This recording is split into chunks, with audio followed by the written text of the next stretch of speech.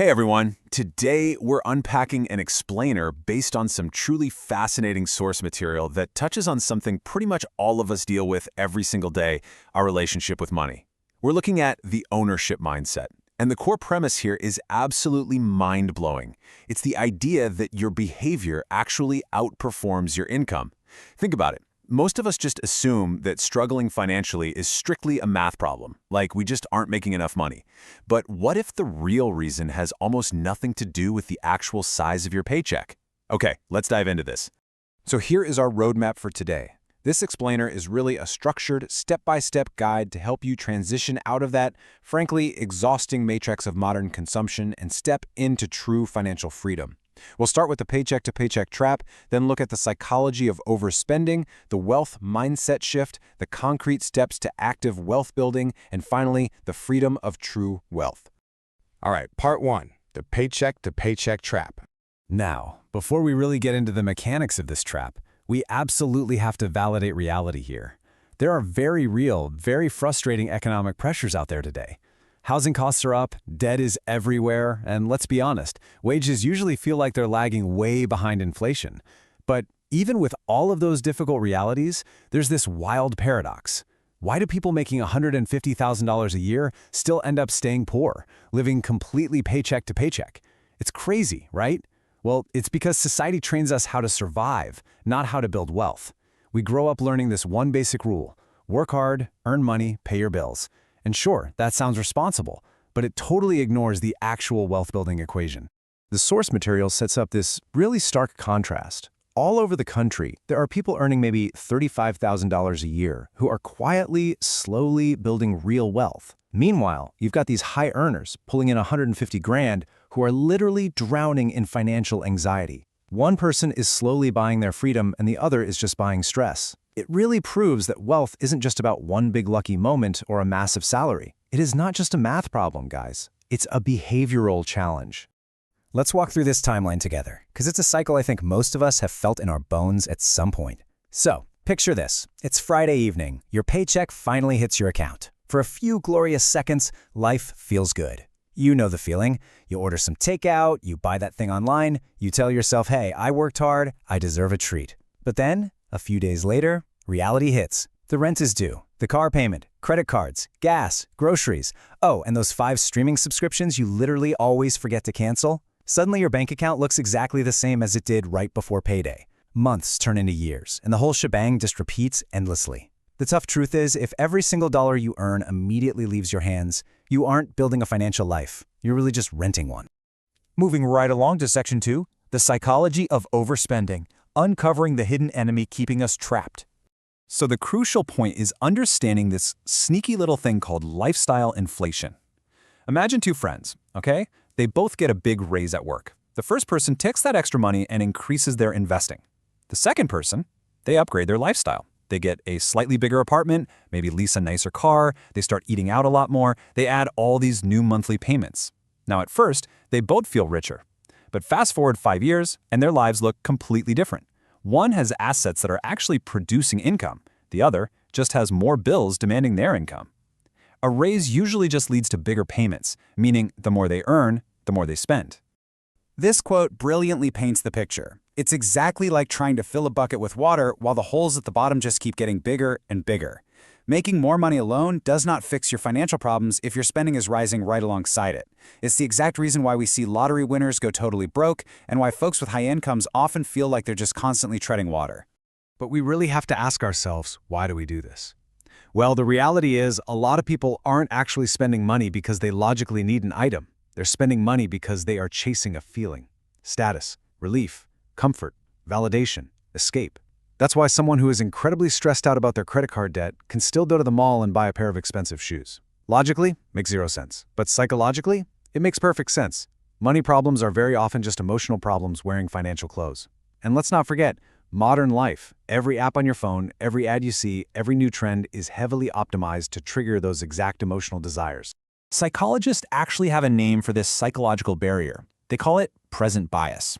Basically, your brain is hardwired to value pleasure today way, way more than security tomorrow. That is exactly why saving money feels so painful at first. You are literally fighting human nature. And believe me, credit card companies know this. It's why debt is pushed everywhere.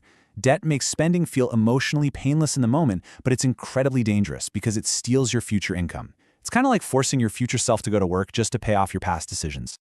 Okay, section 3, the wealth mindset shift. This is where we start changing that internal programming. I am so fascinated by this analogy from the source material. Think about your dollars as seeds. Every dollar you spend is a seed, and every dollar you invest is a seed. The massive difference? The spent money disappears after, a few hours of pleasure, but the invested money? That seed actually takes root and keeps growing while you sleep. Wealthy people seem to constantly look at their money and ask, what can this become if I keep it invested? Because every single dollar has 2 possible jobs. It can make you look rich today, or it can be put to work to make you actually rich later. But here's the catch. To make that smart choice, we usually have to fight our own subconscious. So many of our poor financial habits stem from unconscious beliefs we picked up when we were kids. If you grew up hearing stuff like, money is the root of all evil, or all rich people are greedy, those beliefs quietly run in the background, shaping your decisions for decades. If you subconsciously believe wealth is a bad thing, you will psychologically sabotage your own opportunities without even realizing you're doing it. Humans naturally avoid becoming something they internally reject. So building financial confidence means we have to actually change that identity. Another massive mindset shift is breaking the habit of trading your time for money forever. Now, look, there is absolutely nothing wrong with having a job. Pretty much every wealth journey starts with earned income. But if all your income completely stops the exact second you stop working, that creates financial fragility. You have zero leverage. Wealthy people fundamentally understand that you can only work so many hours in a day. But money can work infinitely longer than any human can. That is the magic of investing. Sure, a simple index fund might seem totally boring today, but let it sit for 20 years, it can completely transform your future. Let's move to section 4 and see how this builds. Steps to active wealth building. Here is the exact step-by-step sequence to actually cross the bridge and put all this into practice. Step 1, change your identity. Stop labeling yourself as someone who is bad with money and start viewing yourself as someone who builds wealth intentionally. Step 2, build systems. Once you understand how human psychology works, you can stop beating yourself up emotionally and just start designing better automated systems. And step 3, shift to ownership. Start acquiring assets that actually produce income for you. Let's hang out on step 2 for a second. Motivation is super unreliable. You can't depend on it.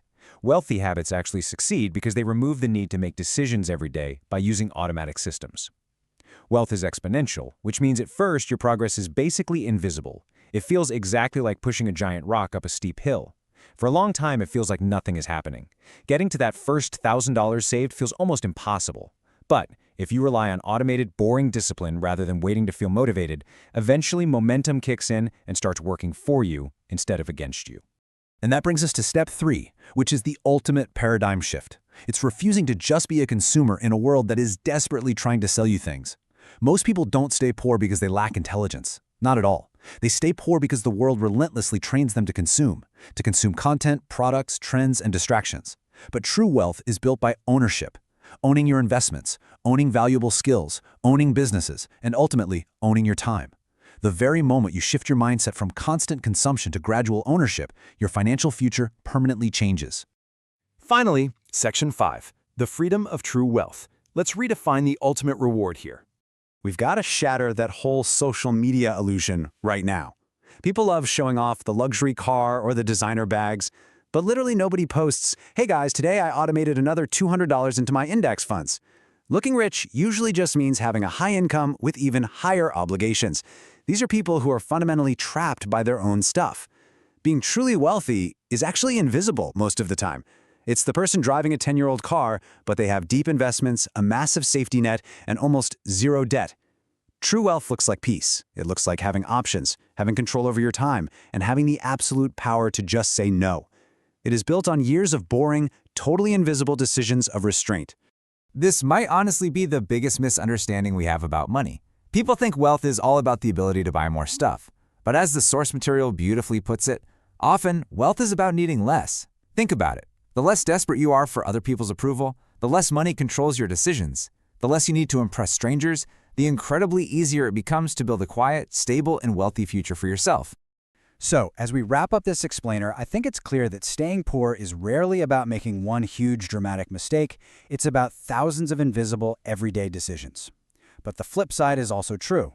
Building wealth is just thousands of tiny, invisible choices repeated consistently over time. So I'll leave you with this. The very next time you get paid, before you buy anything, just pause and ask yourself this one question. Am I spending this money right now just to look successful, or am I using it to actually become free? Because your honest answer to that question, that is what's going to quietly shape the next 10 years of your life.